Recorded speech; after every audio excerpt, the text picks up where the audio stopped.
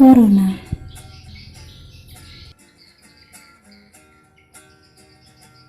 Semua negara memprediksikan penurunan pertumbuhan ekonominya akibat pandemi virus corona. Bahkan, dalam skenario terburuk, pertumbuhan ekonomi Indonesia bisa minus 0,4%.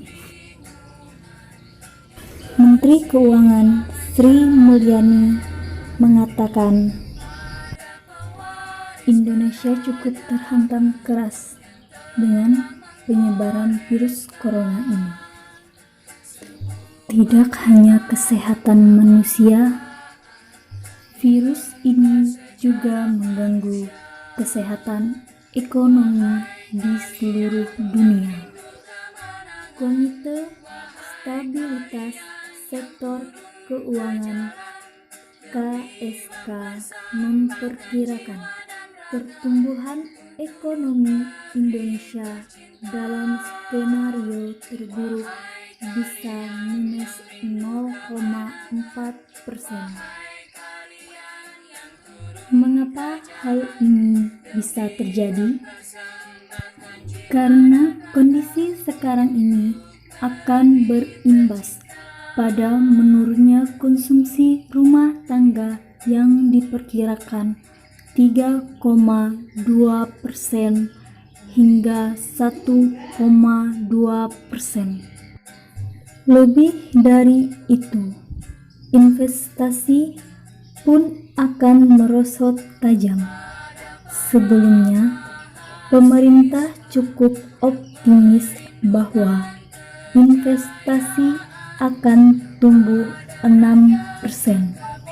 Namun, dengan adanya corona, diprediksikan investasi akan merosot ke level 1% atau terburuk bisa mencapai minus 4%.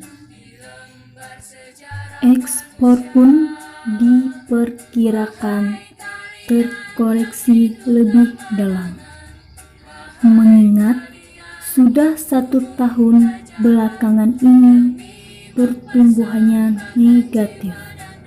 Begitu juga dengan impor, juga akan ditetapkan negatif pertumbuhannya. Sektor UMKM adalah sektor yang paling pertama terdampak wabah COVID-19. Berkaca pada krisis tahun 1998, sektor ini cenderung aman. Namun, sekarang situasinya berbeda.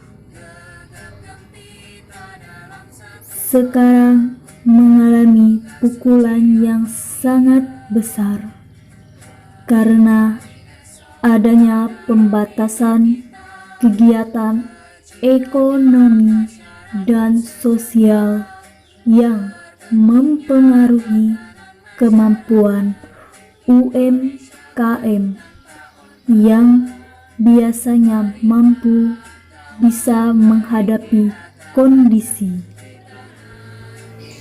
Tahun 1997 sampai 1998, justru UMKM masih mampu. Sekarang dalam COVID ini, UMKM terpukul paling depan karena ketidakadaan kegiatan di luar rumah oleh seluruh masyarakat.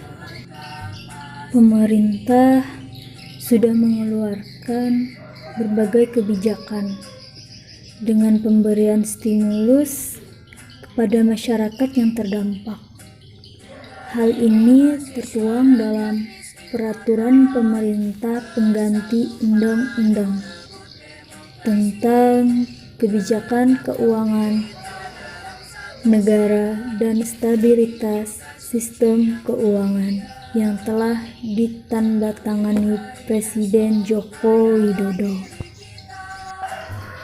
Dalam Perpu ini, salah satu stimulusnya adalah jaringan pengaman sosial yang diperuntukkan bagi masyarakat yang tidak mampu.